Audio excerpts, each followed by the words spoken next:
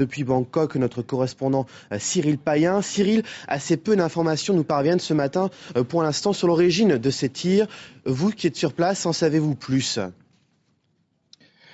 Écoutez, oui, c'est très simple, d'autant plus simple pour nous que notre studio se trouve en plein cœur de ce quartier des affaires. Et maintenant, les combats sont venus au bas de notre studio, c'est-à-dire dans cette petite rue qui donne sur ce quartier des affaires au sud du camp retranché des Chemises Rouges qui se trouve à moins de 500 mètres. On entend sporadiquement des coups de feu, des explosions qui se situent en fait dans la grande artère qui mène au camp retranché des Chemises Rouges. Donc le Bangkok, il n'y a pas d'autre mot, est en train de plonger dans le chaos. Toute la nuit, on a entendu d'énormes explosions, une véritable guérilla urbaine toute la nuit, des combats très violents. Tout le quartier qui se trouve juste derrière moi, sur les grandes artères, était totalement plongé dans le noir, des scènes extrêmement impressionnantes au regard d'une ville qui est mondialement connue, un quartier des affaires en général, un vendredi soir qui est plein de monde, plein de touristes. Tout était plongé dans le noir, il n'y avait que des fumées, des blessés évacués par dizaines et également des barrages dressés par les Chemises Rouges avec des flammes, ils les enflamment avec de l'essence. Et il y avait évidemment le danger des tireurs d'élite, car les tireurs d'élite de l'armée, probablement des commandos, sont placés ça et là un peu autour de moi dans toutes les hautes tours qui dominent ce quartier des affaires. Donc c'est une situation extrêmement violente, vous l'avez dit, 16 morts pour cette seule nuit, et les combats, donc je le confirme, ont repris dès l'aube ce matin. J'ajoute que de la part, dans le camp retranché des Chemises Rouges, il y a eu une explosion en fin de journée hier qui a fait peur à tout le monde, mais pour autant on sent vraiment une énorme détermination. Ce matin, les leaders des Chemises Rouges, depuis leur camp retranché, appellent les journalistes, la presse internationale à venir dans ce camp pour les protéger, pour rapporter au monde, parce qu'ils disent nous allons vivre une tragédie, il va y avoir un assaut.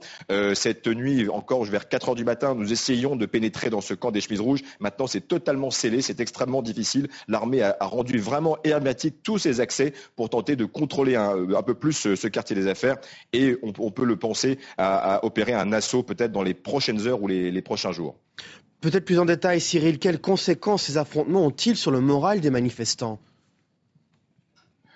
Écoutez, la seule conséquence que l'on voit maintenant, c'est qu'il y a une colère énorme, une détermination d'autant plus importante. On ne sent pas du tout, loin de là, la moindre intimidation, la moindre peur. C'est ça qui est absolument incroyable, notamment parmi les centaines de familles qui sont retranchées dans ce camp des Chemises Rouges. Il y a des enfants, il y a des femmes, il y a des personnes âgées qui sont là.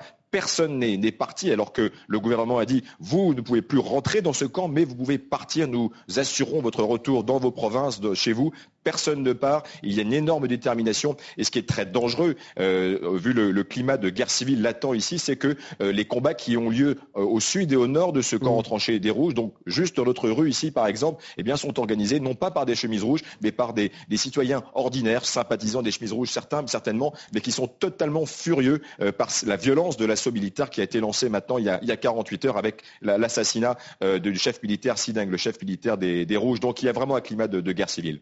Rapidement, Cyril, depuis vendredi, on le sait, les affrontements ont fait 16 morts et 141 blessés au moins à Bangkok. Et parmi les blessés, il y a Nelson Ron, le journaliste canadien qui travaille aussi pour France 24. Avez-vous de ces nouvelles, Cyril ?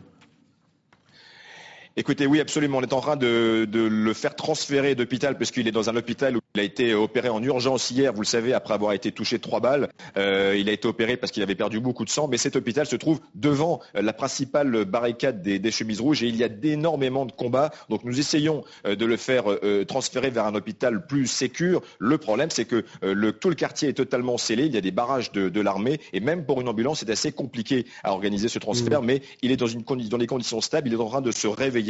Il est dans un centre de soins et de réanimation, mais ses jours ne sont pas en danger, c'est confirmé. Merci beaucoup Cyril Payen depuis Bangkok.